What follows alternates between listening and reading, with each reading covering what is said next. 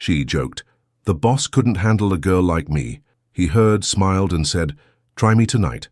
Before we explore all the details of this incredible story, tell us where you're following us from and the time.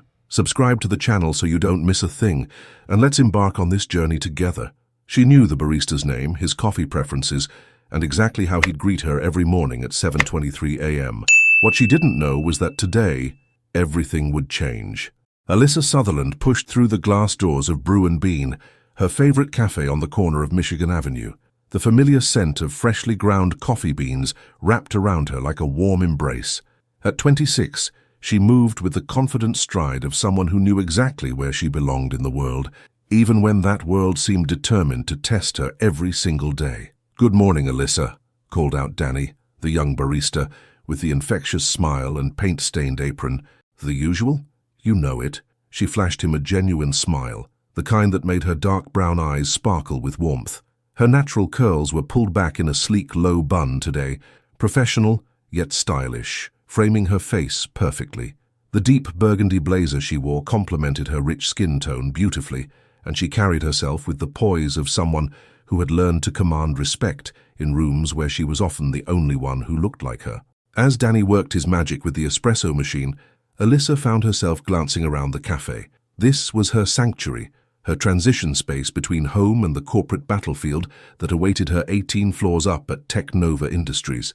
Here, she could be just Alyssa, not the assistant who had to prove herself twice as hard, not the woman who fielded condescending comments with grace, just herself. "One oat milk latte with an extra shot and a dash of cinnamon," Danny announced, sliding the perfectly crafted cup across the marble counter.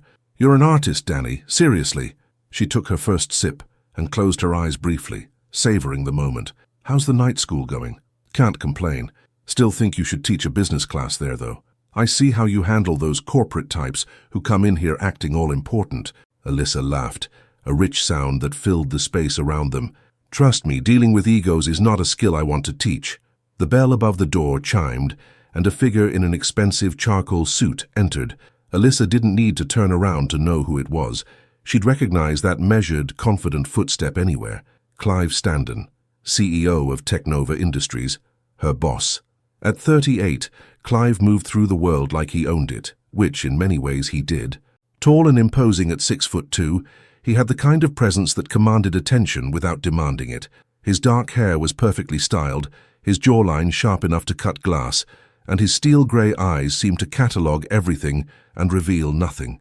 The tailored suit he wore probably cost more than most people's monthly rent, yet he wore it with the casual ease of someone born to luxury. "Good morning, Mr. Standen," Danny called out cheerfully. "Black coffee? No sugar? Please." Clive's voice was deep, controlled, with just the hint of warmth that suggested he wasn't completely made of ice. Alyssa felt the familiar flutter in her stomach, the same one she'd been ignoring for months. She kept her eyes on her coffee, pretending to check emails on her phone while hyper-aware of his presence just 3 feet away. This was their routine. For the past 4 months, they'd shared this space for exactly 7 minutes each morning. He arrived at 7:30 sharp, ordered his coffee and left at 7:37. She'd timed it, though she'd never admit it to anyone. "Miss Sutherland." His voice was closer now, and she looked up to find him standing beside her, coffee in hand. "Good morning, Mr. Standen." Professional, polite, completely normal heartbeat, or so she told herself. "I trust you're prepared for the Morrison account presentation today." "Everything's ready. The reports are on your desk, and I've confirmed with their team for the 2 o'clock meeting." She met his gaze steadily, proud of how even her voice sounded, despite the way he was looking at her, like he was trying to solve a particularly complex equation. Something flickered in his eyes, gone so quickly she might have imagined it. "Excellent. Your attention to detail never goes unnoticed." Was that a compliment from Clive Standen? The man who said adequate when other CEOs would say outstanding? "Thank you, sir." He nodded once, that barely there smile playing at the corner of his mouth, the same mysterious expression that had been driving her crazy for weeks. "Have a good morning, Ms. Sutherland." And just like that, he was gone, leaving behind the faint scent of expensive cologne and the peculiar feeling that something important had just happened, even though nothing really had. "Girl, that man looks at you like you're a puzzle he's dying to solve," Danny observed, wiping down the counter with unnecessary vigor. "He looks at everyone like that. It's called being a CEO." But even as she said it, Alyssa couldn't shake the feeling that Danny might be right. Her phone buzzed with a text from her best friend and co-worker, Jasmine. "Girl, did you see the email? Mandatory lunch meeting in conference room B. Something big is happening." Alyssa frowned, quickly checking her work email. Sure enough, there it was. A meeting she hadn't organized, which was unusual since she handled most of Clive's scheduling. "I've got to run, Danny. See you tomorrow?" "Wouldn't be morning without you, Alyssa." As she walked the 3 blocks to the Technova building, her mind wandered to the strange interaction at the cafe. There had been something different about Clive today. A tension in his shoulders, a lingering look that lasted a beat too long. In the 18 months she'd worked for him, she'd learned to read his moods like a weather forecast. Today felt like the calm before a storm. The elevator ride to the 18th floor gave her time to mentally prepare for whatever the day might bring. She'd learned early in her career that being a young black woman in corporate America meant being ready for anything, from microaggressions disguised as compliments to having her ideas credited to male colleagues. But she'd also learned that her voice mattered, her intelligence was an asset, and her refusal to be invisible was her superpower. As the elevator doors opened, she stepped into the sleek, modern offices of Technova Industries. Floor-to-ceiling windows offered breathtaking views of Lake Michigan, and the open concept design buzzed with the energy of a company on the rise. Her desk sat just outside Clive's corner office, a position that had initially felt like being stationed at the gates of a fortress, but had gradually become her command center. "Morning, Alyssa." Jasmine bounced over to her desk, practically vibrating with excitement. At 28, Jasmine was the head of marketing and Alyssa's closest friend at the company. With her bright smile and strategic mind, she had a way of making everyone feel like they were part of something important. "What's got you so wired? It's not even 8:30. Haven't you heard? Word is that Clive's making some kind of announcement at lunch. Big changes coming." Jasmine lowered her voice conspiratorially. "Some people think it's about the European expansion. Others think he's stepping down." "He's not stepping down." Alyssa said it with more certainty than she felt.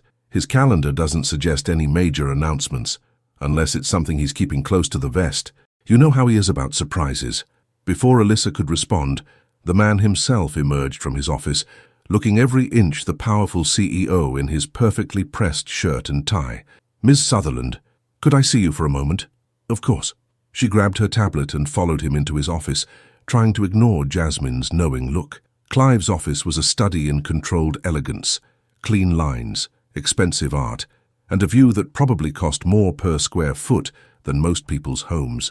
He moved to stand behind his desk but didn't sit, a sign that this would be brief. "I need you to handle something delicate today," he began, his voice carrying that authoritative tone that made boards of directors fall in line. "During the lunch meeting, I want you to observe. Take notes on reactions, body language, anything that seems significant. May I ask what you're planning to announce?" For a moment, something vulnerable flickered across his features, so quick she might have imagined it.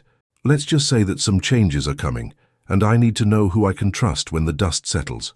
The weight of his words settled between them. In the 18 months she'd worked for him, he'd never asked her to essentially spy on their colleagues. Whatever was coming was bigger than office gossip suggested. "You can count on me, Mr. Standen." "I know I can. That's why—" He paused, seeming to choose his words carefully. "That's why your perspective matters to me." There it was again, that moment of something deeper, something that felt less like boss and employee and more like, what? She couldn't quite put her finger on it. "I'll take detailed notes," she assured him. "Thank you." And Alyssa, he'd never used her first name at work before. The sound of it in his voice made her pulse quicken. "Whatever happens today, I want you to know that your position here is secure. You've earned your place at this company." Before she could ask what that meant, his phone rang and the moment was broken. She returned to her desk with more questions than answers, but one thing was clear. Whatever was about to happen at lunch was going to change everything. As she settled into her morning routine of emails and scheduling, Alyssa couldn't shake the feeling that she was standing at the edge of something significant. The comfortable routine of the past year was about to be shattered, and she had no idea if what came next would be better or worse. But one thing was certain. She'd face it head-on, just like she faced everything else in her life. Because Alyssa Sutherland didn't back down from challenges. She embraced them. What she didn't know was that in 3 hours, a single comment would change not just her job, but her entire life. The laughter started innocently enough. What nobody expected was how quickly innocent could turn dangerous. Conference Room B buzzed with the kind of energy that only came from office speculation run wild. Alyssa sat near the back, tablet ready, watching her colleagues file in with expressions ranging from curious to anxious. The room's floor-to-ceiling windows overlooked the bustling streets of downtown Chicago. But today, all attention was focused inward. Jasmine slid into the seat beside her, practically bouncing with excitement. "I swear the tension in this place is thicker than my grandmother's gravy. Did you see how nervous Peterson looked walking in? Maybe because his quarterly numbers were down 15%, Alyssa whispered back, ever the pragmatist. Or maybe because he knows something we don't. Jasmine's eyes sparkled with mischief.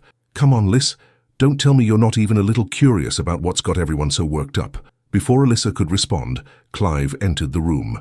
The conversations died instantly, replaced by the kind of respectful silence that powerful men commanded without trying.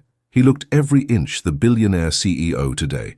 The charcoal suit from this morning had been replaced by navy blue that somehow made his grey eyes appear even more intense.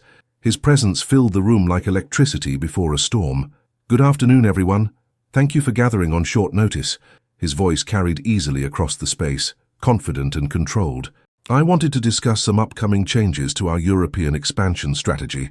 Alyssa dutifully took notes, but found herself studying faces instead of focusing on Clive's words about market penetration and quarterly projections.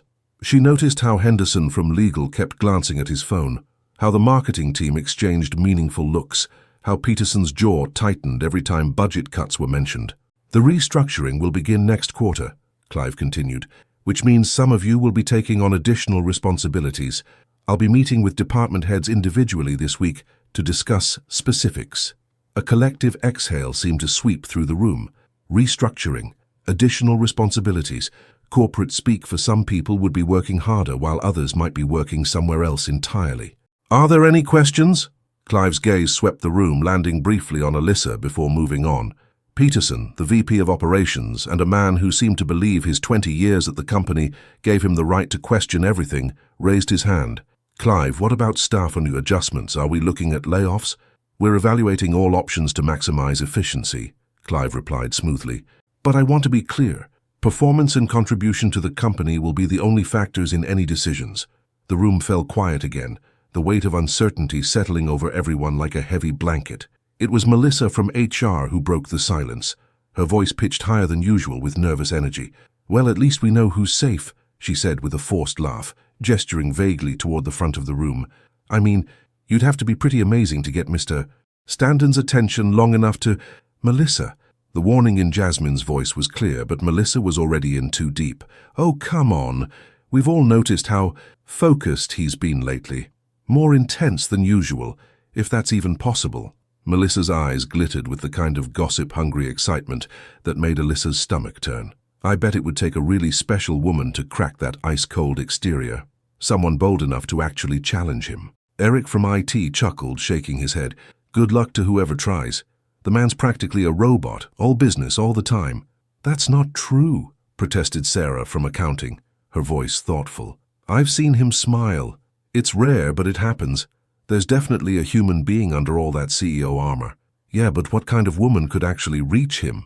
Melissa pressed, clearly enjoying being the center of attention.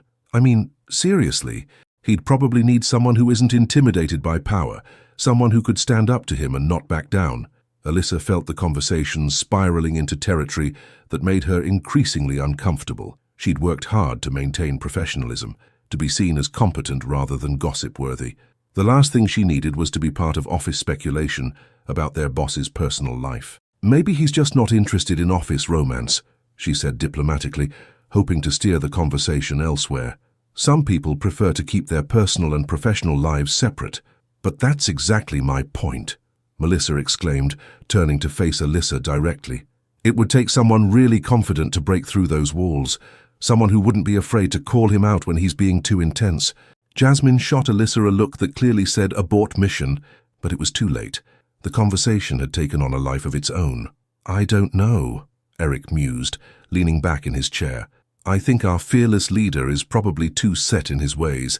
He'd need someone who could match his energy, someone who wouldn't let him get away with that whole mysterious billionaire act." "Exactly," Melissa clapped her hands together. Someone like... Her eyes landed on Alyssa with the precision of a heat-seeking missile. Someone like you, Alyssa. You're the only one who doesn't seem fazed by him. The room's attention shifted to Alyssa like a spotlight she definitely didn't want. She felt heat rise in her cheeks, but kept her expression neutral. I think you're giving me too much credit. No, seriously, Melissa continued, apparently oblivious to Alyssa's discomfort. You're confident, you're smart, you speak your mind. I bet you could handle someone like him. In fact, she paused dramatically, and Alyssa felt disaster approaching like a freight train. I bet you're exactly the type of woman who could break through Mr. Standon's defenses. Melissa, really? Alyssa started. Come on, admit it, Melissa pressed, her voice rising with excitement. You've thought about it, haven't you? What it would be like to see the real him behind all that corporate perfection. Jasmine was making frantic, cut-it-out gestures, but the damage was building momentum. Other colleagues were starting to chime in, the conversation taking on the giddy energy of shared mischief. I actually think Melissa's right, Sarah added. Alyssa's got that perfect combination of professional and fearless. She'd probably be the first person to tell him when he's being unreasonable. And she's gorgeous, added Eric matter-of-factly. If anyone could catch his attention... Stop! Alyssa's voice was firm but quiet. This is completely inappropriate. We're talking about our boss. But that's what makes it interesting, Melissa laughed. I mean, imagine the look on his face if someone actually had the nerve to challenge him, really challenge him. The conversation was spiraling completely out of control now, and Alyssa felt trapped between defending her professionalism and not wanting to appear prudish. She glanced toward the door, calculating whether she could make a graceful exit. That's when Jasmine, in what would later be remembered as either an act of salvation or sabotage, decided to join the fray. You know what? Jasmine said, her voice carrying the authority of someone who'd made a decision. I think Melissa's absolutely right. And honestly, Alyssa, you probably are the only woman in this building who wouldn't be intimidated by him. No, hear me out, Jasmine continued, warming to the theme. You've got that thing where you say exactly what you think, regardless of who's listening. It's actually pretty impressive. Thank you, but I bet, Melissa interrupted, her eyes bright with mischief, that Mr. Standon wouldn't know what to do with a woman like you, someone who actually pushes back. The room had taken on the energy of a middle school dare, and Alyssa could feel the situation slipping beyond her control. She needed to shut this down before it went any further. Look, I appreciate the confidence, she said, forcing a laugh, but I think you're all seriously overestimating my effect on people. Trust me, Mr. Standon sees me as exactly what I am, his assistant. Nothing more, nothing less. But what if he didn't? The question came from Sarah, asked with genuine curiosity rather than malicious intent. What if he saw you as... more? He doesn't, Alyssa said firmly. And that's fine. I'm here to do my job, not to be anyone's romantic interest.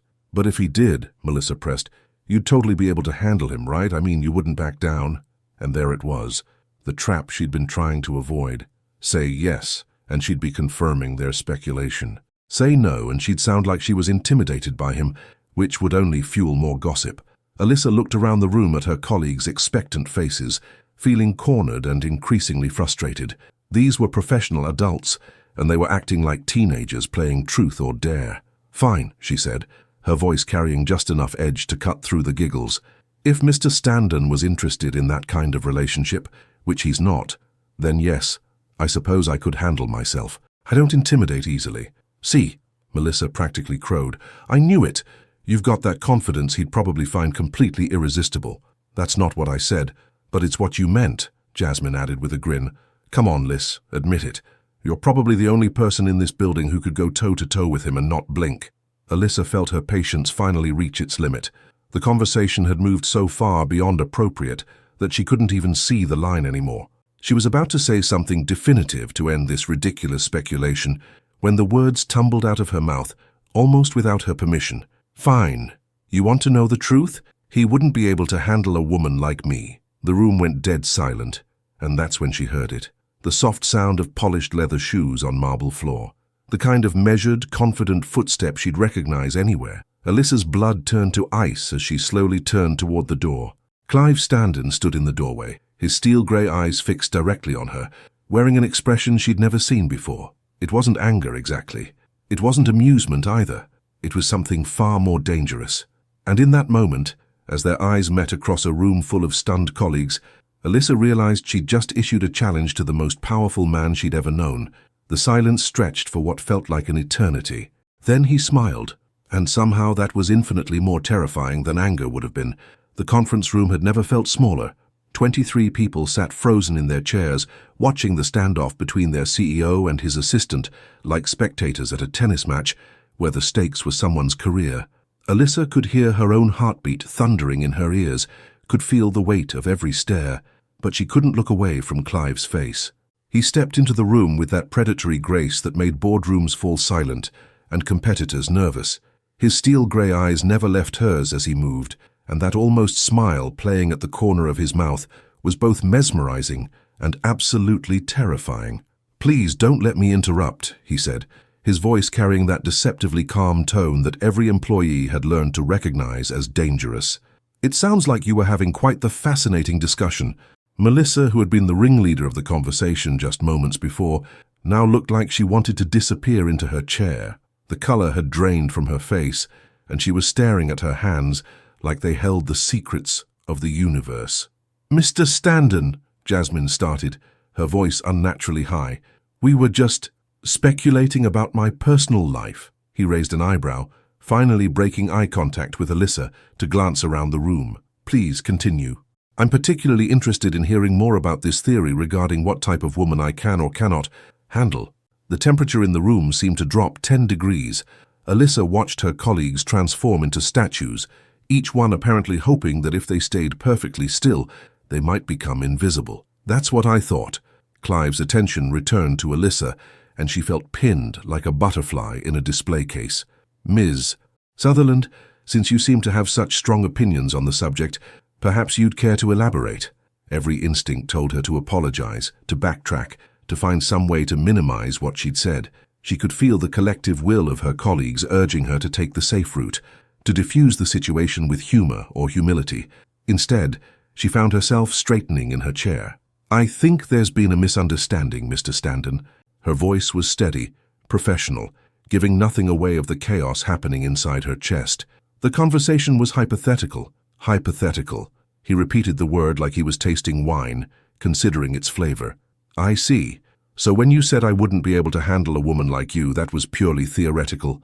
The way he said it, "a woman like you," made something flutter low in her stomach.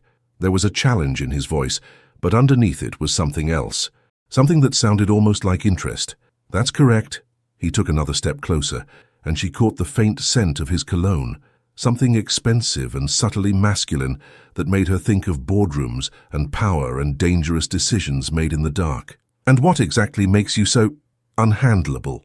The word rolled off his tongue with deliberate precision, and Alyssa felt heat rise in her cheeks, despite her best efforts to remain composed. She was acutely aware that everyone in the room was hanging on every word, that this conversation would be dissected and analyzed over coffee machines and in bathroom whispers for weeks to come. But looking into Clive's eyes, she found she didn't care. "I speak my mind," she said simply. "I don't apologize for having opinions, and I don't back down when I believe I'm right, even when you're talking to your boss. Especially then." Something shifted in his expression, surprise maybe, or approval. It was gone too quickly for her to be sure, but she thought she saw the corner of his mouth twitch upward. "Interesting theory," he murmured, then raised his voice to address the room. "I think this meeting has run its course. Everyone can return to work." The exodus was immediate and grateful. Chairs scraped against the floor as her colleagues practically fled the room, shooting her looks that ranged from sympathetic to impressed to mildly terrified. Jasmine squeezed her shoulder as she passed, whispering, "Text me later," before disappearing with the rest of them. Within 30 seconds, the conference room was empty except for Alyssa and Clive. The silence that followed was different from the shocked quiet of moments before. This was charged electric, full of unspoken questions and dangerous possibilities. Alyssa remained seated, partly because her legs felt unreliable, and partly because she refused to show any sign of retreat. Clive walked slowly around the conference table, his movements deliberate and measured. When he reached her side, he pulled out the chair next to hers and sat down, close enough that she could see the flecks of blue in his grey eyes. "That was either very brave or very stupid," he said quietly. "I haven't decided which yet." He laughed, actually laughed, and the sound was rich and warm and completely unexpected. Do you have any idea what you've just done? Probably ended my career. She tried to keep her tone light, but there was real concern underneath the joke. Not even close. He leaned back in his chair, studying her with an intensity that made her skin prickle. You've just done something no one has managed to do in years. Which is? Surprised me. They looked at each other across the small space between their chairs, and Alyssa felt the air grow thick with possibility. This was her boss. Her incredibly powerful, impossibly attractive, completely off-limits boss. And she was sitting in an empty conference room with him, having a conversation that felt more like foreplay than a professional discussion. Mr. Standen, Clive. The correction was soft but firm. I think we're past formalities, don't you? The use of his first name felt intimate in a way that made her pulse quicken. Clive, she repeated, testing the word on her tongue. It fit better than she'd expected. You said I wouldn't be able to handle a woman like you, he continued, his voice dropping to something just above a whisper. Were you speaking from experience, or was that wishful thinking? The question hit her like a physical blow. Direct, provocative, and loaded with implications that made her mind race. She could deflect, could laugh it off, could pretend she didn't understand what he was really asking. Instead, she met his gaze steadily and decided to match his boldness. I guess that would depend on whether you're interested in finding out. The words hung in the air between them like a gauntlet thrown down. Clive's eyes darkened, and for a moment Alyssa thought he might lean closer, might cross the final inches that separated them. Instead, he stood up slowly, smoothing down his tie with hands that were perfectly steady.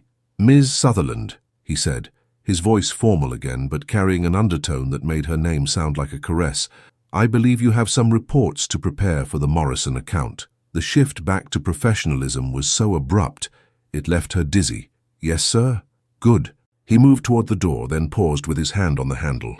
Oh, and Alyssa. She looked up at him, trying to read the expression on his face. My office, 8 o'clock tonight. I believe we have some things to discuss. He was gone before she could respond, leaving her alone in the conference room with the scent of his cologne and the echo of her own heartbeat. Alyssa sat perfectly still for a full minute, processing what had just happened. She'd challenged the most powerful man she knew, flirted with professional suicide, and somehow emerged with what felt suspiciously like a date. Well, not a date, exactly, but definitely something. Her phone buzzed with a text from Jasmine. Girl, what just happened? Alyssa typed back, I think I'm about to find out. As she gathered her things and prepared to return to her desk, she caught sight of her reflection in the conference room's glass wall. Her cheeks were flushed, her eyes bright with something that looked dangerously like excitement. She looked like a woman who'd just issued a challenge to fate itself, and for the first time in her life, she couldn't wait to see what fate would do in return. 8 o'clock couldn't come fast enough, or perhaps it was coming far too quickly. She stood outside his office at 7:58 p.m., heart racing, wondering if she was about to make the best decision of her life, or the worst. The Technova building at night was a different beast entirely. Gone were the bustling conversations and clicking keyboards, replaced by the soft hum of cleaning crews and the distant rumble of Chicago traffic 18 floors below. The executive level was eerily quiet, lit only by the scattered glow of desk lamps and the city lights streaming through floor-to-ceiling windows. Alyssa had gone home after work, ostensibly to change clothes, but really to give herself time to think. She'd stood in front of her closet for 20 minutes, paralyzed by the impossible task of choosing an outfit for a meeting that wasn't quite professional, but definitely wasn't personal either. In the end, she'd settled on a deep emerald blouse that brought out the warmth in her dark skin, and black slacks that struck the right balance between authoritative and feminine. Now, standing in the hallway outside Clive's office, she could see him through the glass walls.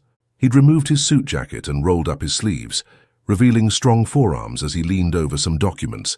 The image was unexpectedly intimate. This was Clive Standen without his armor, without the formal distance that usually surrounded him like a force field.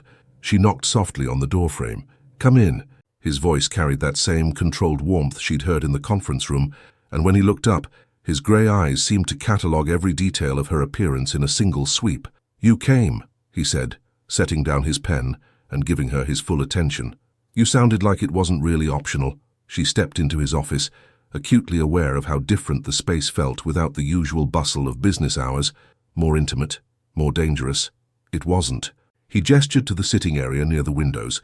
2 leather chairs and a small table that overlooked the glittering expanse of downtown Chicago. "Please sit." She settled into one of the chairs, noting how he chose to sit in the other rather than maintaining the power dynamic of staying behind his desk. The move felt significant, like a small gesture toward equality that she appreciated more than she cared to admit. "Can I get you something to drink? Coffee, water?" His manners were impeccable, but there was an underlying tension in his voice that suggested he was as affected by this unusual situation as she was. "I'm fine, thank you." For a moment, they simply looked at each other. The city spread out below them like a carpet of stars, but Alyssa found herself much more interested in studying the man across from her. With his tie loosened and his guard down, Clive looked younger somehow, more human. The harsh lines of corporate authority had softened into something that was infinitely more appealing. "You're wondering why I asked you here," he said finally. "The thought had crossed my mind. Honestly, I'm not entirely sure myself." He leaned back in his chair, running a hand through his dark hair in a gesture that seemed unconsciously vulnerable. "That conversation today, it's been a long time since anyone surprised me like that. Is that what this is? Professional curiosity?" "No." The answer was immediate and definitive. "No, it's not." The admission hung between them like a bridge neither was quite ready to cross. Alyssa felt her pulse quicken, but forced herself to remain outwardly calm. "Then what is it?" Clive was quiet for a long moment, his gaze fixed on the city lights beyond the window. When he spoke, his voice was softer than she'd ever heard it. "I've spent the last 15 years building this company. 15 years focused on nothing but growth, profit, expansion. I convinced myself that was enough, that success was enough." He turned to look at her, and she was startled by the raw honesty in his expression. "And then you walked into that conference room today and said something that made me realize how empty that feels." "What did I say?" "You called me out. You looked me in the eye and told me I couldn't handle you, and you meant it." A slight smile played at the corner of his mouth. "Do you have any idea how refreshing that is?" Alyssa felt heat rise in her cheeks. "I was defending myself. My colleagues were making assumptions. They were right, though, weren't they? About you being different." He leaned forward slightly, his gaze intense. "You don't defer to me because of my title. You don't agree with me because it's expected. You challenge me. Is that what you want? To be challenged?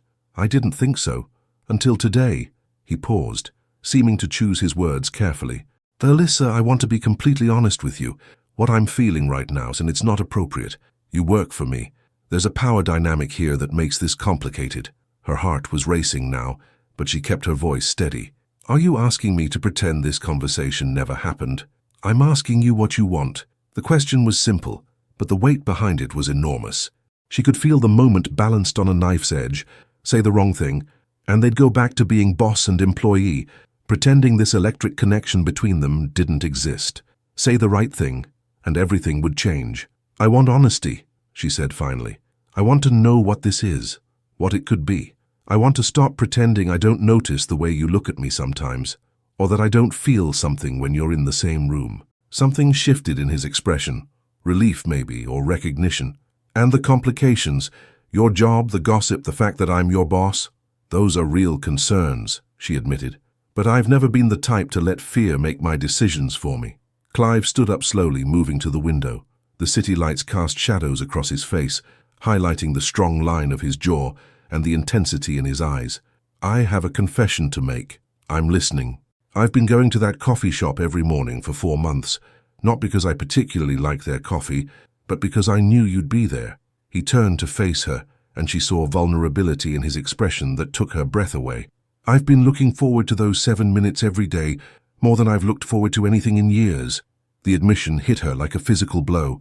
All those mornings, all those careful exchanges, he'd been as aware of her as she was of him. "Why didn't you say anything?" "Because I'm your boss. Because it would have been inappropriate. Because I convinced myself it was just attraction, and it would fade." He moved closer, stopping just in front of her chair. "But it didn't fade, Alyssa.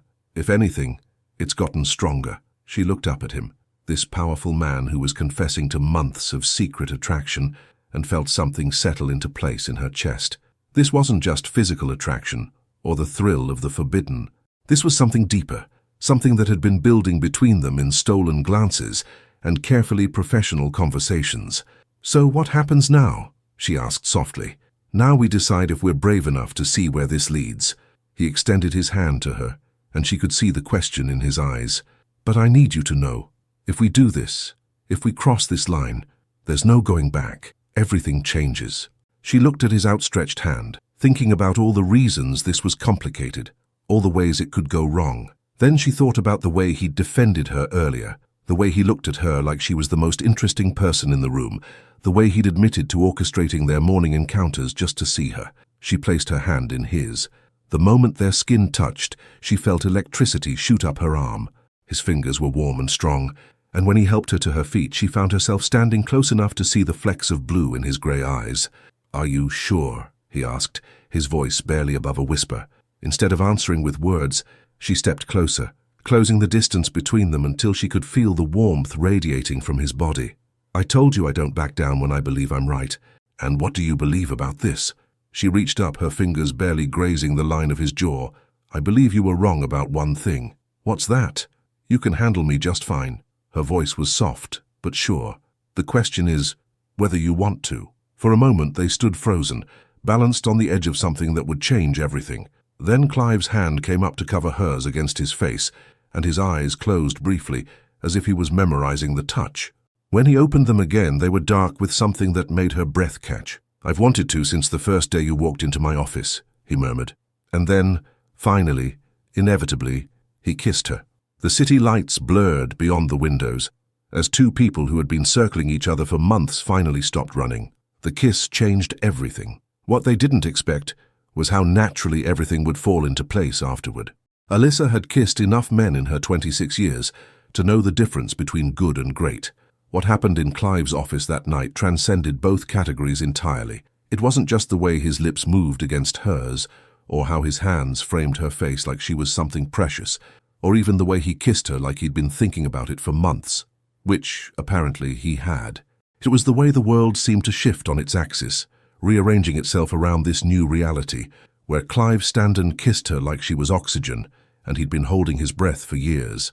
When they finally broke apart, foreheads touching, breathing unsteady, the silence that followed was different from any they'd shared before. It was charged with possibility, and weighted with the knowledge that there was no going back. That was... Clive's voice was rougher than usual, his hands still cradling her face. "Yeah," she whispered, not trusting herself to form complete sentences.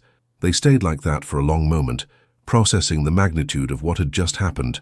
Finally, Clive stepped back slightly, though his hands remained on her shoulders as if he couldn't quite bring himself to break contact completely. "We should probably talk about what this means," he said, ever the practical businessman even in the aftermath of earth-moving kisses. "Probably." She smiled up at him, feeling giddy and terrified, and more alive than she had in months. "But not tonight." "No? Tonight I just want to process the fact that you've been orchestrating coffee shop encounters like some kind of CEO stalker." The teasing was gentle, but it served its purpose of lightening the intense atmosphere. He laughed, and the sound was warm and unguarded. "When you put it like that, it sounds significantly less romantic." Oh, it was romantic. Misguided and potentially creepy, but romantic. She reached up to straighten his tie, a gesture that felt both intimate and oddly domestic. "I've been timing my arrivals to make sure I'd see you too." "Really? Really? 7:23 every single day?" She grinned at his surprised expression. "Turns out we're both terrible at the whole professional distance thing." The admission seemed to ease something in him. His shoulders relaxed, and when he smiled, it was the first completely unguarded expression she'd ever seen from him. "So what happens tomorrow?" he asked. "Tomorrow we figure out how to be normal human beings who work together and are whatever this is." She gestured between them, encompassing the invisible thread that seemed to connect them. "Tonight you walk me to my car like a gentleman, and I go home and try to convince myself this actually happened. This definitely happened." His voice was soft, certain. "And tomorrow we'll figure out the rest." The elevator ride down to the parking garage was quiet but comfortable. Clive stood close enough that she could smell his cologne, could feel the warmth radiating from his body, but he kept his hands to himself. The restraint felt significant, a recognition that they were entering uncharted territory that required careful navigation. "Which car is yours?" he asked as they stepped into the dimly lit garage. "The blue Honda." She pointed toward a modest sedan that looked almost apologetic next to the luxury vehicles that filled the executive parking spaces. As they walked toward her car, Alyssa found herself hyper-aware of everything, the sound of their footsteps echoing off concrete walls, the way their shadows moved together under the fluorescent lights, the careful distance Clive maintained that somehow felt more intimate than touching. "Thank you," she said when they reached her car, turning to face him. "For what?" "For being honest. For taking the risk. For—" She paused, searching for the right words. "For seeing me." Something soft and vulnerable flickered across his features. "Alyssa, I've been seeing you since the first day you walked into my office wearing that yellow dress and told me my filing system was aggressively inefficient." The memory made her laugh. "I can't believe you remember that." "I remember everything about that day. You reorganized my entire office in 3 hours and somehow made it look like you'd been doing it for years. I knew then that you were going to be trouble. The good kind of trouble? The best kind." He reached out, his fingers brushing against hers in a touch that was barely there, but sent electricity shooting up her arm. "Drive safe." "I will." She unlocked her car, but didn't immediately get in, reluctant to end this perfect, surreal evening. "Clive? Yeah? Tomorrow morning at the coffee shop. Do we pretend this didn't happen?" He considered the question seriously, and she loved that about him. The way he thought before he spoke, the way he treated her questions like they mattered. "I don't think I could pretend if I tried," he said finally. "But we'll keep it professional, at least until we figure out what we're doing. Deal?" She was halfway into her car when his voice stopped her. "Alyssa." She turned back to look at him, this powerful man standing alone in a parking garage looking more uncertain than she'd ever seen him. "I'm glad you came tonight." "Me too." The drive home passed in a blur of city lights and scattered thoughts. Alyssa found herself replaying every moment of the evening. The way Clive had looked at her when she'd walked into his office, the raw honesty in his voice when he'd confessed to months of coffee shop encounters, the way he'd kissed her like she was the answer to a question he'd been asking his whole life. Her apartment felt different when she walked through the door.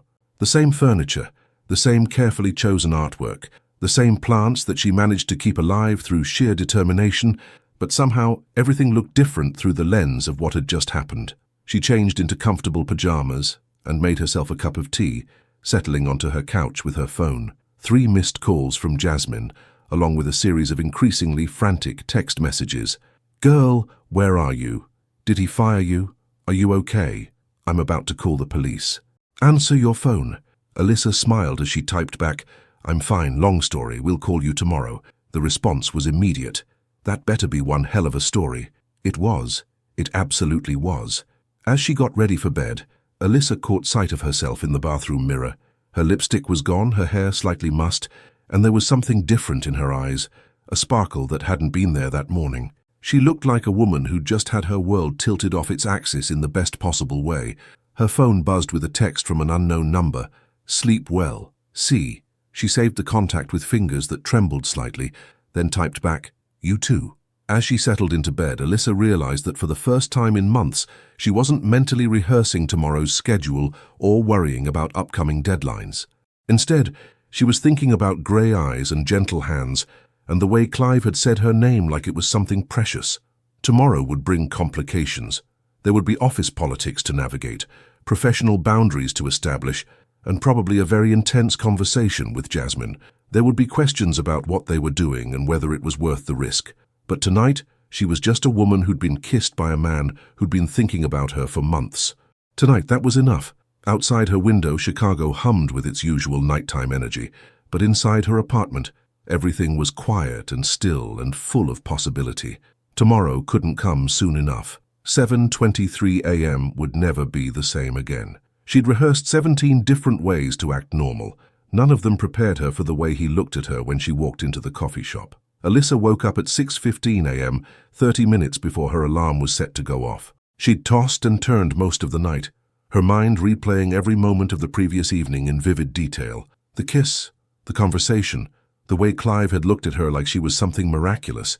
It all felt like a dream that was too good to be true. But the text message on her phone proved it had been very, very real. She spent an extra 20 minutes getting ready, changing outfits 3 times, before settling on a deep purple blouse that brought out the warmth in her dark skin and made her feel confident. Not that she was trying to impress anyone. This was just another Tuesday morning at Technova Industries, where she definitely hadn't kissed her boss less than 12 hours ago.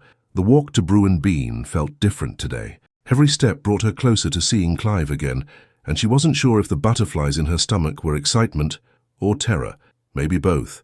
The coffee shop was busier than usual, filled with the morning rush of professionals grabbing their caffeine fix before facing another day in corporate America. Alyssa scanned the familiar space, half expecting to see Clive already there, but he was nowhere to be found. "Morning, Alyssa," Danny called out from behind the counter, his usual cheerful demeanor brightened by an extra dose of curiosity. "You're glowing today. Something good happen?" "Just a good night's sleep," she lied smoothly, moving to her usual spot in line. "Uh-huh." Danny's grin suggested he wasn't buying it for a second. "Well, whatever it was, keep doing it. You look radiant." As Danny worked on her latte, Alyssa found herself checking the door every few seconds. It was 7:28 a.m. Clive should have been here by now. Had last night changed their routine? Was he avoiding the coffee shop to avoid awkwardness? Or was he simply running late? "One oat milk latte with an extra shot and a dash of cinnamon," Danny announced, sliding her cup across the counter. "Thanks, Danny." She was reaching for her wallet when the bell above the door chimed. She didn't need to turn around to know who it was. Her body seemed to recognize his presence before her mind did, a subtle shift in the air that made her hyper-aware of everything around her. "Good morning." His voice was the same rich baritone she'd heard yesterday, but there was something different in the way he said it, warmer, more intimate. Like they shared a secret that no one else in the coffee shop could possibly understand. She turned to face him, and the breath caught in her throat.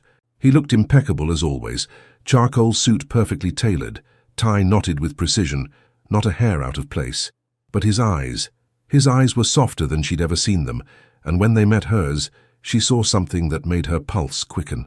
"Good morning, Mr. Standen." The formal address felt strange on her tongue now, but they were in public, surrounded by other customers who had no idea that their world had shifted on its axis the night before. "The usual, Mr. Standen?" Danny asked, already reaching for a cup. "Please."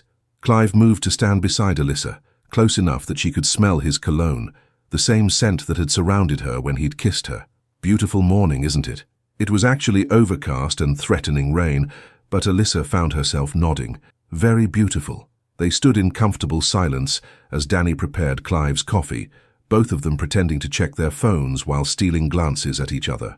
The air between them hummed with unspoken acknowledgement of what had happened, of what had changed. "Black coffee, no sugar," Danny announced, and Clive stepped forward to pay. "Thank you." He took the cup and turned back to Alyssa. "Shall we walk to the office together?" It was a simple question, but it felt loaded with significance. In the 18 months she'd worked for him, they'd never walked to work together. They'd shared elevator rides, certainly, but those had been brief professional encounters. This felt different. This felt like a choice. That would be nice. The 3-block walk to Technova Industries had never felt so short or so long simultaneously. They maintained a careful professional distance, but Alyssa was acutely aware of every step, every breath, every subtle shift in Clive's posture as they navigated the morning sidewalk traffic. "Did you sleep well?" he asked as they waited for a traffic light to change. Eventually, she glanced up at him, noting the slight shadows under his eyes that suggested his night had been as restless as hers. "You?" "Not particularly." The admission was quiet, honest, and somehow made her feel better about her own sleepless night. "Any regrets?" The question slipped out before she could stop it, and she immediately wished she could take it back. Too direct, too vulnerable, too soon. Clive stopped walking, causing her to halt beside him in the middle of the busy sidewalk. People flowed around them like water around stones as he turned to face her fully. "Not a single one," he said, his voice low enough that only she could hear. "You?" "No." The word came out as barely a whisper, but it carried all the certainty she felt. No regrets. Something shifted in his expression. Relief, maybe, or gratitude. For a moment, standing there surrounded by rushing commuters and city noise, it felt like they were the only two people in the world. "Good," he said simply, and they resumed walking. The Technova building loomed ahead of them, all glass and steel and corporate efficiency. As they approached the entrance, Alyssa felt the weight of reality settling back into place.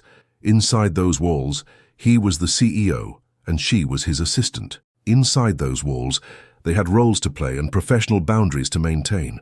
"After you," Clive said, holding the door open for her. The lobby was busy with the morning arrival rush, colleagues greeting each other with coffee-fueled enthusiasm, and the occasional complaint about traffic or weather. Alyssa moved through the familiar space with practiced ease, hyper-aware of Clive's presence behind her, but careful not to show it.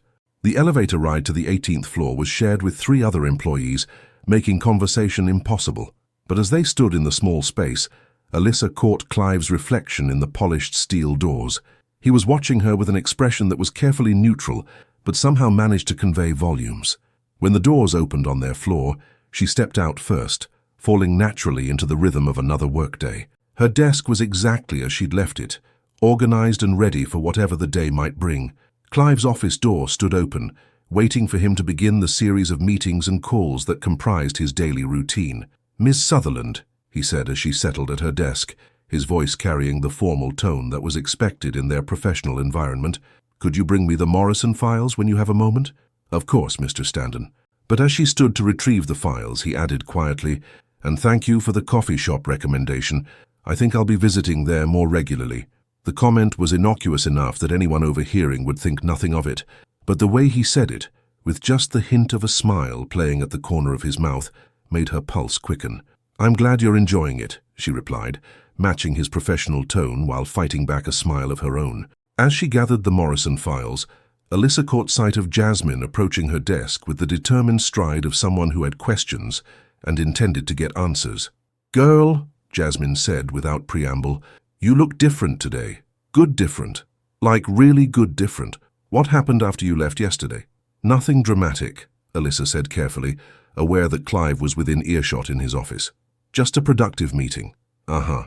Jasmine's expression suggested she wasn't buying the casual explanation. "And this productive meeting is why you're practically glowing this morning." "I have no idea what you're talking about." "Liar." But Jasmine's tone was affectionate rather than accusatory. "Fine, keep your secrets, but we're having lunch today and you're going to tell me everything." Before Alyssa could respond, her phone buzzed with an email notification. The sender made her breath catch. C. Standen. "The Morrison meeting has been moved to 3 p.m. Please adjust my calendar accordingly. Also, I was wondering if you'd be interested in discussing the Henderson account over dinner tonight. I have some ideas I'd like to run by you." C. Alyssa read the message twice, her heart racing. To anyone else, it would look like a perfectly normal work email, but she could read between the lines, could see the invitation hidden in professional language. She typed back quickly, "Calendar, updated. I'd be happy to discuss the Henderson account this evening. What time and where?" His response came within minutes. 7 o'clock. "I'll send you the address." And Alyssa, "Thank you for being willing to put in the extra time." The use of her first name in a work email should have felt inappropriate. Instead, it felt like a secret, a small rebellion against the professional distance they were supposed to maintain. "Earth to Alyssa," Jasmine said, waving a hand in front of her face. "You're smiling at your computer screen. That's either very good news or you've finally snapped from corporate stress." "Just pleased about a client meeting," Alyssa said, quickly closing her email. "Nothing exciting." "Right." Jasmine's expression was skeptical but amused. "Well, when you're ready to tell me about this nothing exciting, you know where to find me." As Jasmine walked away, Alyssa leaned back in her chair and allowed herself a small smile. Less than 24 hours ago, she'd been Clive Standen's efficient professional assistant. Now she was a woman with dinner plans and a secret that made her feel like she was floating 6 inches off the ground. From his office came the sound of Clive's voice as he began his first conference call of the day. Professional, authoritative, completely in control. But Alyssa knew now what lay beneath that controlled exterior. Warmth, vulnerability, and the kind of passion that could change everything. Her phone buzzed with another message, this one with an address and a single word. Tonight. She had 8 hours to figure out how to survive a dinner that wasn't quite a date, but definitely wasn't just business. The restaurant was intimate enough to be romantic, professional enough to be appropriate. What neither of them expected was how impossible it would be to maintain the pretense. Stella's was the kind of restaurant that Chicago food critics wrote about in hushed, reverent tones, understated elegance wrapped in exposed brick and soft lighting, where conversations were conducted in murmurs and every table felt like a private world. As Alyssa stepped through the heavy wooden door at exactly 7 o'clock, she understood immediately why Clive had chosen this place. It was perfect for a business dinner that wasn't really a business dinner at all. The hostess, an elegant woman with silver hair and knowing eyes, smiled warmly as Alyssa approached. "You must be Ms. Sutherland. Mr. Standen is already seated. Right this way, please." The restaurant was busier than she'd expected for a Tuesday evening, filled with couples celebrating anniversaries and business associates closing deals over plates of food that probably cost more than her weekly grocery budget. She followed the hostess through the maze of tables, her heels clicking softly against the polished hardwood floor, and then she saw him. Clive sat at a corner table that offered both privacy and a view of the city lights beginning to twinkle beyond the windows. He'd changed out of his work clothes into a navy blue button-down that made his eyes look almost silver in the restaurant's warm lighting. When he saw her approaching, he stood immediately, a gesture of courtesy that felt both familiar and thrillingly new. Alyssa. Her name on his lips sounded different here, away from the corporate formality of Technova.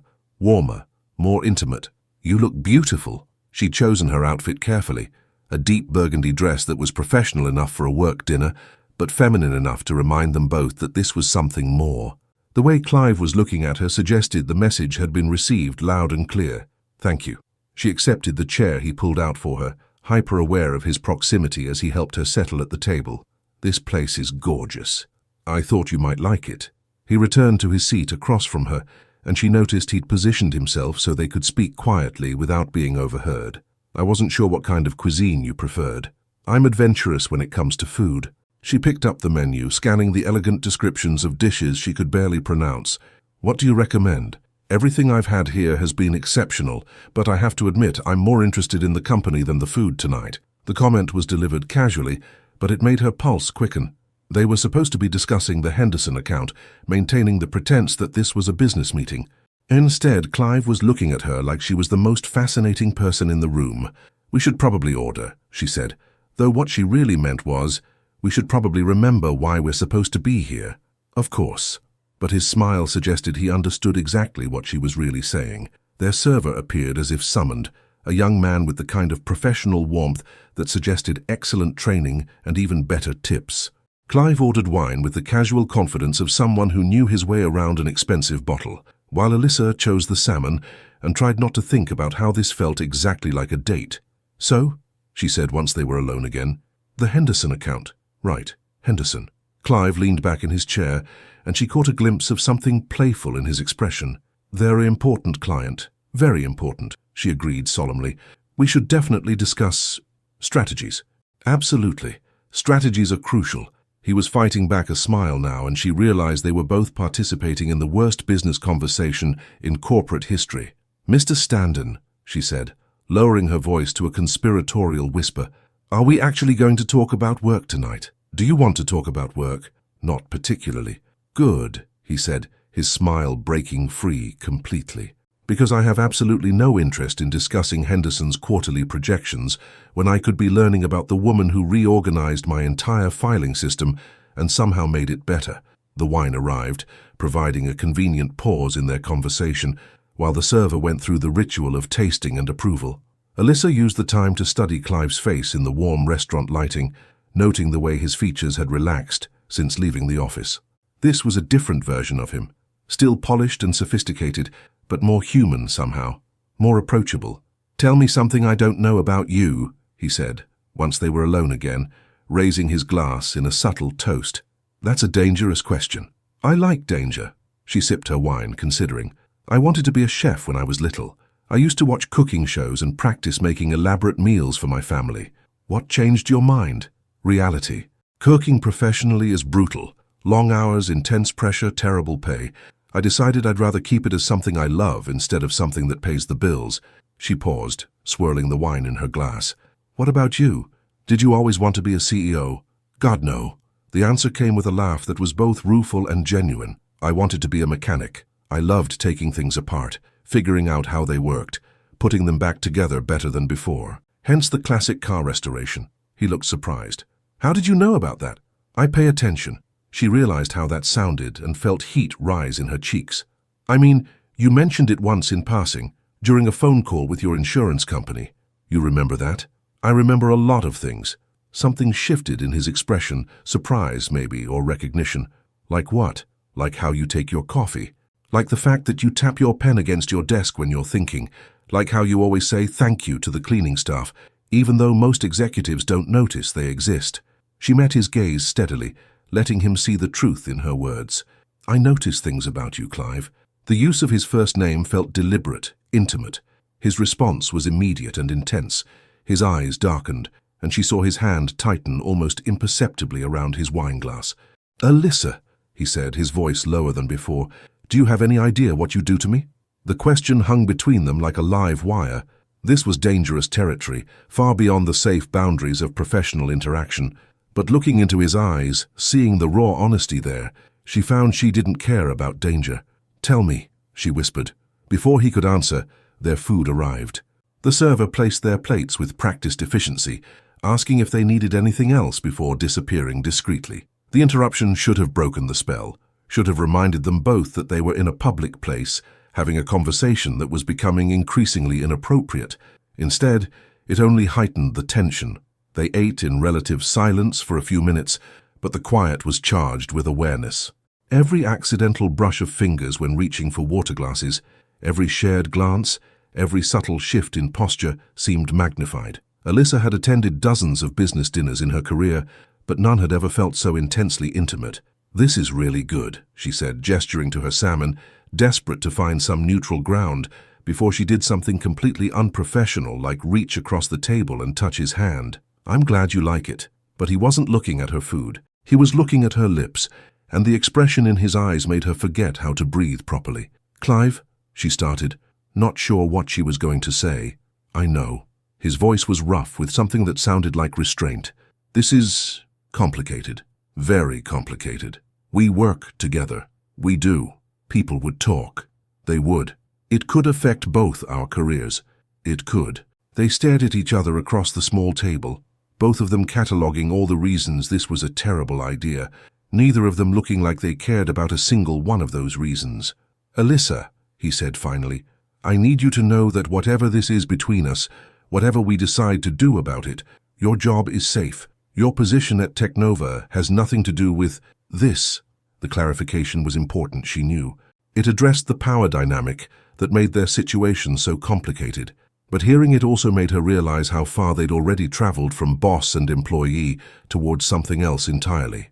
"I know," she said softly, "and I need you to know that I'm here because I want to be, not because I feel obligated."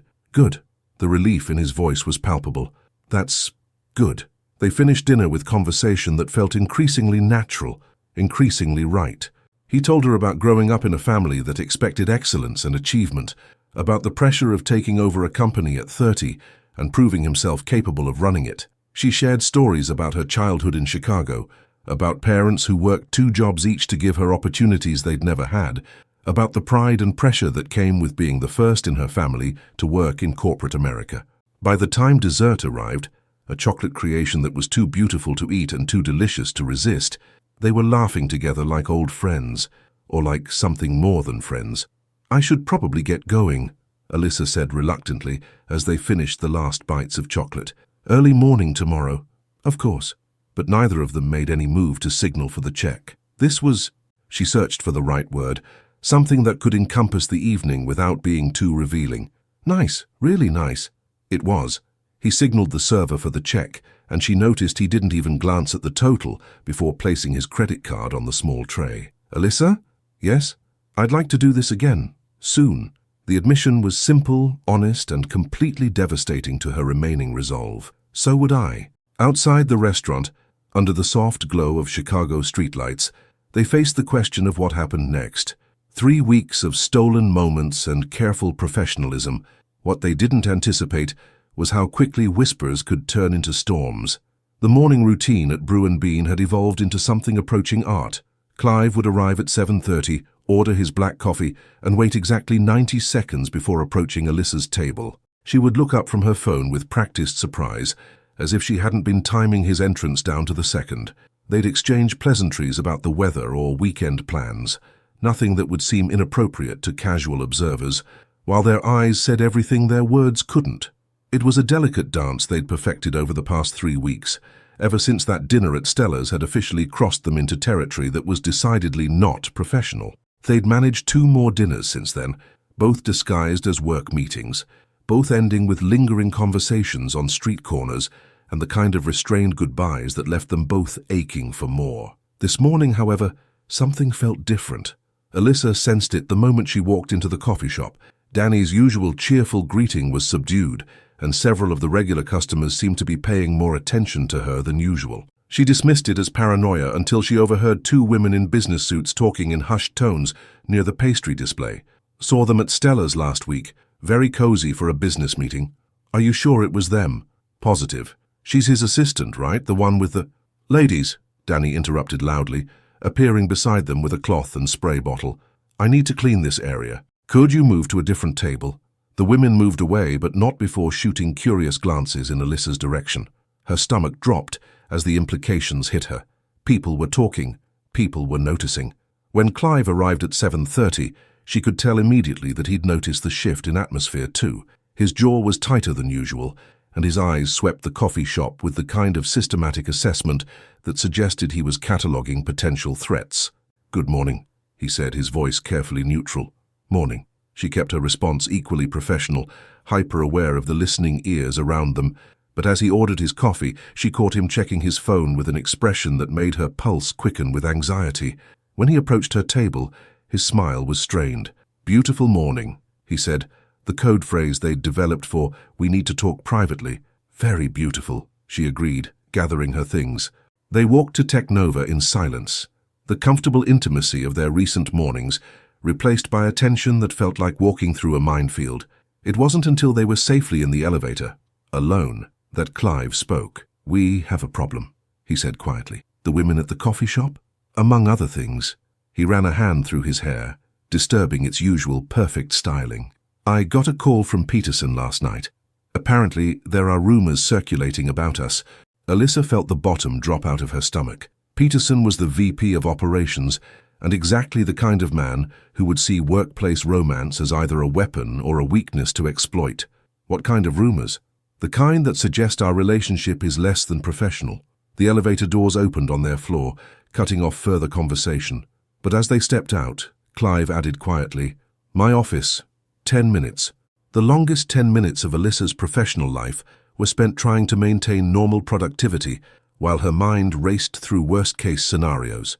She answered emails with mechanical efficiency, returned phone calls with forced cheerfulness, and tried to ignore the way Jasmine kept shooting concerned glances in her direction. When she finally knocked on Clive's office door, he was standing by the windows overlooking the city, his posture rigid with tension. Close the door, he said without turning around. She did, then moved to the sitting area where they'd had so many productive meetings over the past 18 months, where everything had changed 3 weeks ago. How bad is it? She asked directly. Clive turned to face her, and she could see the strain in his expression. Peterson is asking questions, making suggestions that my judgment might be compromised. Because of me, because of us. He moved to sit across from her, his usual commanding presence subdued by worry. Alyssa, I need you to understand something. I don't care what people say about me. I've dealt with corporate politics my entire career, but I won't let this damage your reputation or your career. What are you saying? I'm saying maybe we need to step back, take some time to let things cool down. The suggestion hit her like a physical blow. Step back how? Professional distance. No more dinners. No more... He gestured vaguely between them, encompassing all the stolen moments and careful touches that had become the highlights of her days. We go back to being boss and employee. Just like that? If that's what it takes to protect you, yes. Alyssa stared at him, seeing the resolution in his face even as she noticed the way his hands clenched into fists at his sides. This was costing him too, but he was willing to sacrifice what they'd built to protect her from corporate fallout. And what if I don't want to be protected? She asked quietly. Alyssa, what if I think what we have is worth fighting for? Something flickered in his eyes. Hope, maybe, or relief, but it was quickly replaced by concern. You don't understand what you're saying. Peterson has influence. If he decides to make trouble for you, then we deal with it. She leaned forward, meeting his gaze steadily. Together. This isn't a game. Your career is mine to risk. Her voice was firm, carrying the same strength that had made her challenge him in that conference room weeks ago. Clive, I didn't fight my way into this position to back down the moment things get complicated. But if people think you're only here because... then they're wrong, and eventually they'll figure that out. She reached across the space between them, covering his clenched fist with her hand. I know who I am. I know what I've accomplished. And I know that what's happening between us is separate from my professional competence. His hand turned under hers, palm up, fingers intertwining with hers, in a gesture that felt both natural and revolutionary. "You're sure?" he asked. "I'm sure." For a moment they sat in silence, hands clasped, facing the storm that was gathering around them. Then Clive's phone rang, shattering the quiet. "Standen," he answered, his voice automatically shifting into CEO mode. Alyssa watched his expression change as he listened to whoever was on the other end. His jaw tightened, and his free hand formed a fist on his desk. "I see. And when did this happen?" "I understand." "Yes? I'll handle it." He hung up, looking grim. "What is it?" "That was legal. Apparently someone has filed a formal complaint with HR about inappropriate workplace behavior and potential favoritism. They've scheduled a meeting for this afternoon." The room felt like it was spinning. A formal complaint meant investigations, documentation, potential disciplinary action. It meant everything she'd worked for could be scrutinized, questioned, potentially destroyed. Who filed it? The complaint is anonymous, but legal says we should both prepare for questions about our professional relationship. Alyssa felt her carefully constructed world tilting on its axis.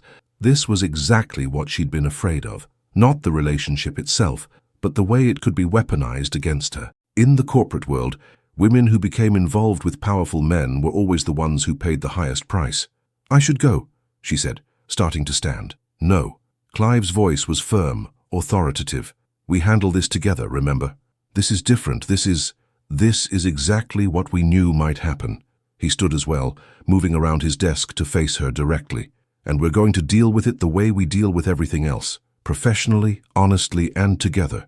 Clive, if they think I've been getting special treatment, then we show them 18 months of exemplary performance reviews, productivity metrics, and professional accomplishments that have nothing to do with our personal relationship." The confidence in his voice steadied her, but she could still feel anxiety clawing at her chest. "And if that's not enough, then we cross that bridge when we come to it." He reached out, his hand settling gently on her shoulders. "Alyssa, I won't let you face this alone. You might not have a choice. There's always a choice."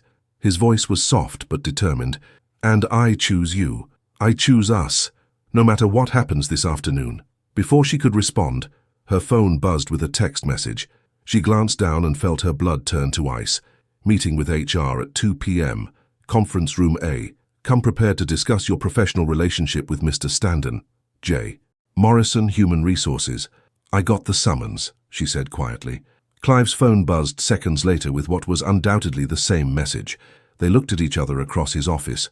Two people who had found something beautiful in the midst of corporate complexity, now facing the possibility that the very system they worked within might tear it apart. "Any regrets now?" Clive asked, echoing her question from that first morning after. Alyssa thought about the past 3 weeks, the dinners, the conversations, the way he looked at her like she was the most important person in the world. She thought about the connection they'd built, the way they challenged each other, the way he made her feel both protected and empowered. "Not a single one," she said firmly. "Good." His smile was small but genuine. "Because whatever happens in that conference room this afternoon, I'm not backing down. Neither am I." 2 o'clock couldn't come fast enough, and yet it was approaching far too quickly. Conference room A had never felt more like a courtroom. What they didn't expect was who would be sitting in judgment. At 1:58 p.m., Alyssa stood outside Conference Room A, smoothing down her navy blazer for the 3rd time in as many minutes. Through the glass walls, she could see 3 figures already seated around the polished table. Jennifer Morrison from HR, looking stern and official with a stack of folders in front of her. Peterson, wearing the satisfied expression of a man who believed he was about to witness a reckoning. And someone she didn't recognize, a woman in an expensive suit who screamed, "External consultant." Clive appeared beside her, looking every inch the powerful CEO in his charcoal suit and steel grey tie. But Alyssa could see the tension in the set of his shoulders, the way his jaw was clenched just slightly tighter than usual. "Ready?" he asked quietly. "As I'll ever be." They entered the room together, and the subtle power dynamics immediately became clear. Peterson's eyebrows raised slightly at their synchronized entrance, while the HR director made a note on her legal pad that probably wasn't about scheduling. "Please, have a seat," Jennifer Morrison said, gesturing to the chairs across from the panel. "Thank you both for making time for this meeting," as if they'd had a choice. Alyssa settled into her chair, hyper-aware of every movement being scrutinized. Beside her, Clive projected calm authority, but she could feel the tension radiating from him like heat. "Before we begin," Jennifer continued, "I'd like to introduce Dr. Rebecca Walsh from Hartwell & Associates. She's an external consultant specializing in workplace ethics and will be facilitating today's discussion." Dr. Walsh smiled with the kind of professional warmth that felt calculated rather than genuine. "Thank you, Jennifer. As she mentioned, I'm here to ensure this conversation remains objective and productive." Peterson leaned forward, clearly eager to begin. "I think we should start by addressing the elephant in the room. There have been concerns raised about the nature of the relationship between Mr. Standen and Ms. Sutherland." "What kind of concerns?" Clive's voice was measured, giving nothing away. "The kind that suggest personal feelings might be influencing professional decisions," Peterson replied, his tone carrying just enough implication to be damaging without being explicitly accusatory. Dr. Walsh consulted her notes. "We've received reports of after-hours dinners, frequent private meetings, and what witnesses describe as intimate conversation in public settings." Alyssa felt heat rise in her cheeks, but kept her voice steady. "I've attended dinner meetings with Mr. Standen to discuss client accounts. That's part of my job responsibilities." "At restaurants like Stella's?" Peterson's smile was predatory, quite romantic for a business meeting. "The venue doesn't change the nature of the discussion," Clive interjected, his tone carrying a warning that Peterson either didn't hear or chose to ignore. "And what exactly was discussed during these business meetings?" Dr. Walsh asked, pen poised over her notepad. The question hung in the air like a trap. They could lie, maintain the fiction that their dinners had been purely professional. But Alyssa realized with sudden clarity that she was tired of pretending, tired of hiding what had become the most important thing in her life. "We discussed the Henderson account," she said calmly, "and we also talked about our personal lives, our interests, our families, our goals." She met Dr. Walsh's gaze steadily. "Because over the course of working together, we've developed a personal relationship alongside our professional one." Peterson's eyes lit up like Christmas morning. "So you're admitting to an inappropriate workplace relationship?" "I'm admitting to being human," Alyssa replied, her voice carrying the same strength that had first caught Clive's attention months ago. "Mr. Standen and I have developed feelings for each other. That doesn't make our professional relationship inappropriate." Jennifer Morrison leaned forward. "Ms. Sutherland, you understand that romantic relationships between supervisors and direct reports create inherent conflicts of interest." "I understand the potential for conflicts, yes. I also understand that my performance reviews, salary increases, and job responsibilities have all been based on merit and documented achievement." Dr. Walsh flipped through her folder. "Your performance has indeed been exemplary. However, the perception of favoritism can be just as damaging as actual favoritism." "Whose perception?" Clive's voice cut through the room like a blade. "Because I'd like to know who's questioning my judgment and Ms. Sutherland's integrity." Peterson shifted uncomfortably. "This isn't about questioning anyone's integrity, isn't it?" Clive turned to face him directly. "You called this meeting based on anonymous complaints and rumors.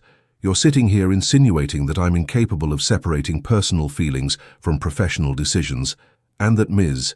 Sutherland is somehow benefiting inappropriately from our relationship. That's not what I—" "That's exactly what you're saying." Clive's voice remained calm, but there was steel underneath. "So let me be perfectly clear. My personal feelings for Ms. Sutherland developed because of her intelligence, her work ethic, and her character, the same qualities that make her exceptional at her job." Dr. Walsh made another note. "Mr. Standen, while we appreciate your confidence in Ms. Sutherland's abilities, company policy exists to prevent even the appearance of impropriety."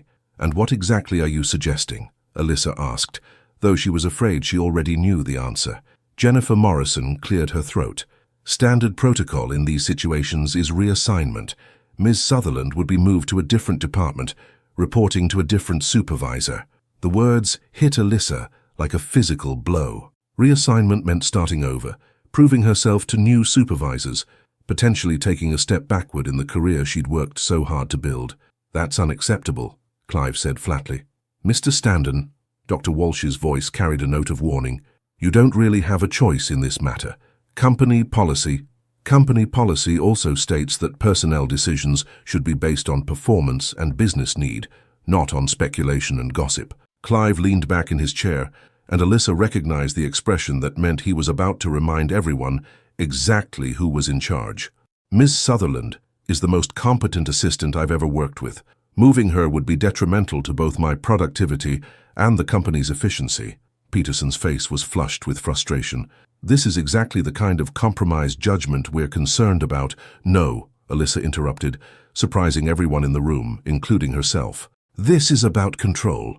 All eyes turned to her, and she felt the weight of the moment settling on her shoulders. This was it, the moment where she either backed down or stood up for everything she believed about herself and her worth. You want to know what's really happening here? She continued, her voice growing stronger with each word.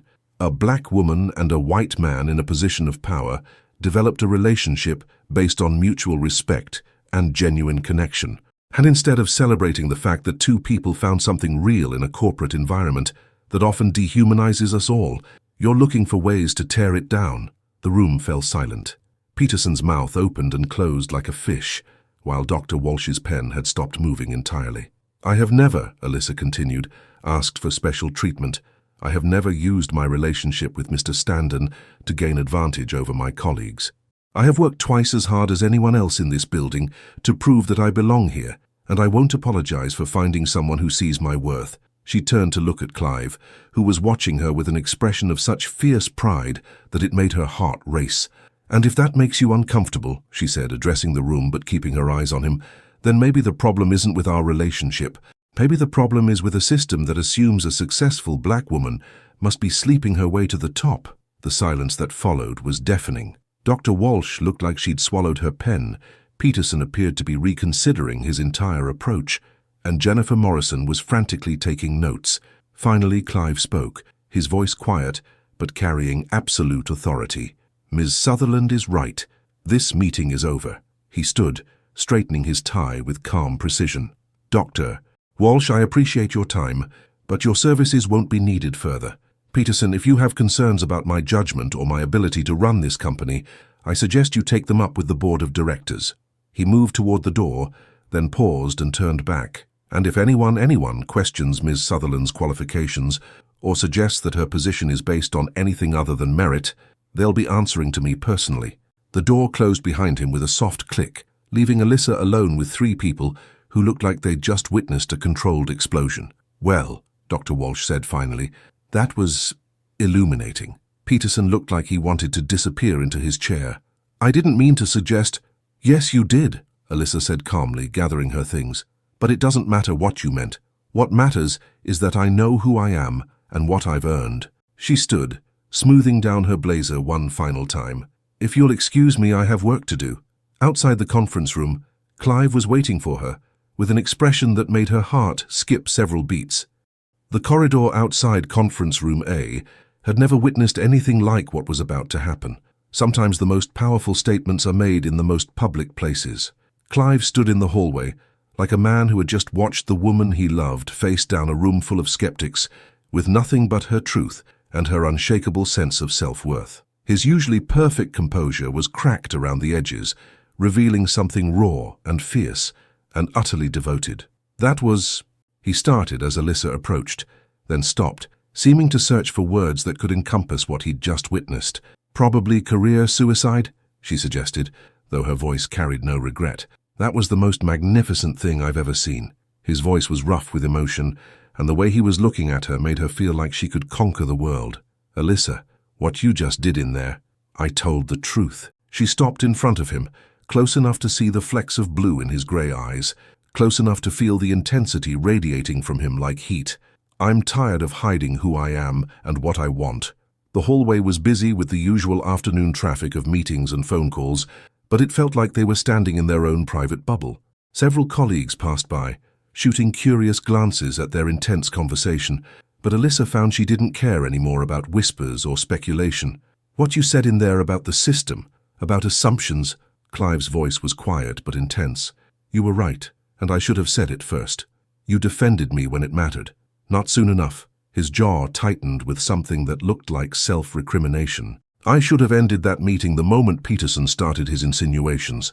We ended it together. She reached out, her fingers briefly touching his hand in a gesture that was subtle but unmistakable. That's what matters. Before Clive could respond, the conference room door opened behind them. Peterson emerged first, looking like a man who'd just realized he'd miscalculated badly, followed by Jennifer Morrison and Dr. Walsh. All three avoided eye contact as they hurried past, but Alyssa caught the tail end of their whispered conversation. Complete overreach on our part. Never seen him like that. Recommend we close this matter immediately. As their voices faded down the corridor, Clive and Alyssa were left alone again. The silence stretched between them, filled with everything that had just happened and everything that still needed to be said. "So what now?" Alyssa asked. Before Clive could answer, Jasmine appeared around the corner, moving with the purposeful stride of someone on a mission. She spotted them immediately and changed course, her expression a mixture of concern and barely contained curiosity. "Alyssa, I heard there was some kind of meeting." She stopped abruptly as she took in the scene, Alyssa and Clive standing closer than any boss and employee should, the air between them charged with something that was definitely not professional. "Oh," Jasmine said, her eyes widening as understanding dawned. "Oh my God, you two are... This is what's been happening." More colleagues were beginning to notice the unusual gathering in the hallway. Alyssa could see heads turning, conversations pausing, the familiar signs of office drama beginning to unfold in real time. "Jazz," Alyssa started, but her friend held up a hand. "No, this actually makes perfect sense. The way he looks at you, the way you light up when he's around, all those work dinners." Jasmine's voice was rising with excitement, drawing even more attention. "Girl, why didn't you tell me?" "Because it's complicated," Alyssa said, acutely aware of their growing audience. "Complicated how? You're both adults, you're both gorgeous, you're both standing in a very public hallway," Clive interrupted gently, but his tone carried enough authority to remind everyone within earshot exactly who he was. The crowd that had been subtly gathering suddenly found urgent business elsewhere, but Alyssa knew the damage was done. By tomorrow morning, everyone in the building would know that something significant had happened between the CEO and his assistant. "Mr. Standen," Jasmine said, her voice taking on a protective edge that Alyssa recognized. "I hope you know what an incredible woman you're dealing with here." "I do," he replied simply, and something in his tone made Jasmine's expression soften. "Good." She looked between them, her marketing mind clearly calculating the implications of what she'd discovered. "Well, this is going to be interesting." As Jasmine walked away, undoubtedly planning to spread the news with the efficiency of a seasoned gossip network, Alyssa felt the weight of their new reality settling around them. No more secrets, no more careful distance, no more pretending that what they felt was purely professional. "There's no going back now," she said quietly. "Good," Clive replied, his voice carrying a finality that made her pulse quicken. "I'm tired of going back." They walked toward their offices in silence, each lost in thought about what came next. The afternoon sun streamed through the floor-to-ceiling windows, casting long shadows across the polished floors, and Alyssa found herself thinking about how different everything looked now that the truth was out. As they reached her desk, Clive paused, seeming to wrestle with some internal decision. Around them, the usual afternoon bustle continued, but Alyssa could feel the subtle shift in attention, the way conversations quieted when they thought she wasn't listening. "Alyssa," Clive said, his voice carrying a gravity that made her look up from her computer screen. "Yes?" He glanced around the open office space, taking in the barely concealed interest of their colleagues, the whispered conversations, the way their every interaction was now being scrutinized. When he spoke again, his voice was loud enough to carry clearly across the nearby desks. "I need to tell you something, and I want everyone here to understand exactly where we stand." The office grew noticeably quieter. Phones stopped ringing, keyboards fell silent, and Alyssa could feel dozens of pairs of eyes focusing on them with laser intensity. "Mr. Standen," she said carefully, "maybe we should—" "No." His voice was firm, authoritative, carrying the same tone he used in board meetings when he was about to make a decision that would change everything. "I've spent months being careful, being professional, pretending that what I feel for you is something I can control or compartmentalize." The office was dead silent now. Even the elevator had stopped dinging. "But what happened in that conference room today made me realize something," he continued, moving closer to her desk, his eyes never leaving her face. "I don't want to control it anymore. I don't want to hide it or minimize it or pretend it's less than it is." "Clive," she whispered, acutely aware of their audience, "I'm in love with you, Alyssa Sutherland." The words rang out across the suddenly silent office space like a declaration of war. "I'm in love with your intelligence, your strength, your refusal to back down when you believe in something. I'm in love with the way you challenge me, the way you make me want to be better than I am." Alyssa felt her heart stop completely. Around them, she could hear the soft gasps and murmurs of their colleagues, but all of it faded into background noise as she looked into Clive's eyes and saw nothing but absolute truth. "And if anyone in this building has a problem with that," he continued, his voice carrying enough authority to silence the whispers, "they can take it up with me directly." The silence that followed was deafening. Somewhere in the distance, a phone started ringing, but no one moved to answer it. Alyssa was vaguely aware of Jasmine's stunned expression, of Peterson standing frozen in the doorway of his office, of what felt like the entire 18th floor holding its collective breath. But all of that paled in comparison to the man standing in front of her, who had just risked everything, his reputation, his authority, his carefully maintained professional image, to tell her he loved her in front of everyone who mattered in their professional world. "Clive," she said, her voice barely above a whisper. "I know this complicates things," he said, his voice softer now but still carrying clearly in the silent office. "I know this makes everything more difficult, but I'm done pretending that keeping our professional and personal lives separate is more important than being honest about what we mean to each other." Alyssa stood slowly, her legs unsteady, her heart racing so fast she was surprised it didn't echo off the walls. Around them, their colleagues watched like spectators at the most dramatic performance they'd ever witnessed. "Are you sure?" she asked, the question encompassing everything: the public declaration, the professional complications, the choice to love her openly, regardless of the consequences. "I've never been more sure of anything in my life." His voice carried absolute conviction. "The question is whether you're willing to take this journey with me, knowing that everyone will be watching, everyone will have opinions, and some people will never accept what we have." Alyssa looked around the office, taking in the stunned faces of her colleagues, the mixture of shock and curiosity, and in some cases, what looked surprisingly like approval. She thought about the meeting they'd just survived, about the strength she'd found to speak her truth, about the man who had just declared his love for her in front of everyone, who could make or break their careers. Then she looked back at Clive, this powerful, complex man who had just made himself completely vulnerable for her, and realized that the answer had never really been in question. "Yes," she said, her voice clear and strong enough to carry across the silent office. "I'm willing, because I love you too." The kiss that followed was soft, gentle, and completely inappropriate for a corporate environment. It was also perfect, witnessed by dozens of colleagues who would talk about it for years to come, and absolutely worth every whisper and every complication it would create. When they finally broke apart, the office erupted into something that sounded suspiciously like applause, mixed with laughter and a few good-natured catcalls. Jasmine was openly crying, and even Peterson looked grudgingly impressed. "Well," Clive said quietly, his forehead resting against hers, "I suppose that settles that." "I suppose it does," Alyssa agreed, smiling up at him despite the chaos erupting around them. "Because sometimes the most powerful statement you can make is to love someone openly, honestly, and without apology, regardless of who's watching." The story that began with a challenge had become a declaration that would change everything.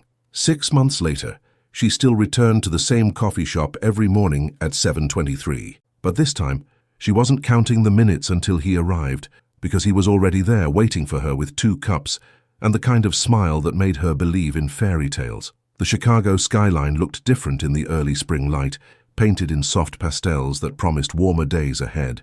Brew and Bean was as busy as ever, filled with the familiar morning rush of professionals and students. But for Alyssa, it would always be the place where everything began. "Good morning, beautiful," Clive said as she approached their usual table. Not the small corner table where she used to sit alone, but the larger one by the window where they could sit together without pretense or careful distance. "Good morning yourself." She accepted the kiss he offered along with her perfectly prepared latte, still marveling at how natural this had become. 6 months ago, such public affection would have been scandalous. Now it was simply Tuesday morning. "Danny's been asking about the wedding planning," Clive said, settling back into his chair with his black coffee. "I think he's more excited about it than we are." Alyssa laughed, glancing toward the counter where Danny was indeed watching them with barely contained enthusiasm. The young barista had become something of a romantic champion for their relationship, treating their morning coffee routine like a daily episode of his favorite love story. "Speaking of which," she said, pulling out her phone, "Jasmine sent 17 more venue options last night. I'm starting to think we should just elope. Don't let her hear you say that. She's already appointed herself chief coordinator. Clive's tone was amused but fond. Jasmine had embraced her role as maid of honor with the enthusiasm of a military strategist, approaching wedding planning with the same precision she brought to marketing campaigns. "And he regrets about the whole public proposal thing?" Alyssa asked, though she already knew the answer. 3 weeks ago, Clive had gotten down on one knee in the Technova lobby during the morning rush, declaring his love and his intentions in front of everyone who mattered in their professional world. The video had gone viral on the company's internal social network, and Alyssa was pretty sure Jennifer Morrison from HR had cried actual tears of joy. "Not even one," he said firmly. "Though I'm still getting congratulatory emails from board members I haven't spoken to in years." The transformation in their professional lives had been remarkable. What they'd feared would be career-ending scandal had instead become something of a corporate fairy tale. Clive's bold declaration of love had shifted the narrative completely. Instead of whispers about inappropriate relationships, there were conversations about authentic leadership and the courage to be vulnerable in professional settings. "How's the new assistant working out?" Alyssa asked, sipping her latte. "Cameron's competent," Clive replied diplomatically, "though he lacks your particular talent for reorganizing my entire filing system in a way that somehow makes perfect sense. And your tendency to tap your pen when you're thinking. He finds it annoying rather than endearing." Alyssa had been promoted 6 weeks after their public declaration, not as consolation or damage control, but because her handling of the Henderson account had impressed the board enough to offer her a position as Director of Client Relations. The promotion came with her own office, a significant salary increase, and the satisfaction of knowing she'd earned it through merit rather than association. "I have news," she said, unable to keep the excitement out of her voice any longer. Clive's attention sharpened immediately. "Good news or challenging news?" "The Morrison Group wants to expand their contract, not just quarterly consultation. They want us to handle their entire West Coast expansion. That's—" He paused, clearly calculating the implications. "That's enormous." "I know." She was practically bouncing in her seat. "It would be the biggest account I've ever managed solo. 6 figures minimum." The pride in Clive's expression was unmistakable. "You earned this, Alyssa, every bit of it." "We earned it," she corrected. "Your recommendation carried weight. My recommendation opened the door. Your work is what convinced them to walk through it." They sat in comfortable silence for a moment, watching the city wake up beyond the cafe windows. Chicago looked the same as it had 6 months ago, but everything else had changed so fundamentally that Alyssa sometimes felt like she was living in a different universe entirely. "Can I tell you something?" Clive said suddenly, his tone shifting to something more serious. "Always. That day in the conference room, when you stood up to Peterson and Walsh," he paused, seeming to search for the right words. "I've been in business for 15 years. I've seen hostile takeovers, corporate espionage, billion-dollar negotiations, but I've never seen anything as brave as what you did that day." "I was terrified," she admitted. "That's what made it brave." He reached across the table, covering her hand with his. "You were willing to risk everything to speak your truth. You changed how I think about courage, about leadership, about what it means to be authentic in a world that often rewards conformity. You took the bigger risk," she pointed out. "You're the one who made the public declaration, because you showed me how." His thumb traced gentle circles across her knuckles. "You taught me that vulnerability isn't weakness.